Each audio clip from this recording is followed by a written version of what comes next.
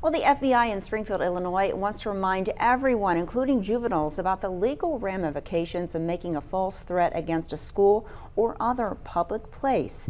It's not only illegal, it's also dangerous.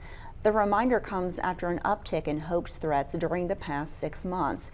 An official says that making a false threat can result in federal prison time, up to 5 years for an adult. A U.S. attorney works with local states' attorneys to determine appropriate punishment for juveniles. Agents say that false threats pull them away from other important work as well.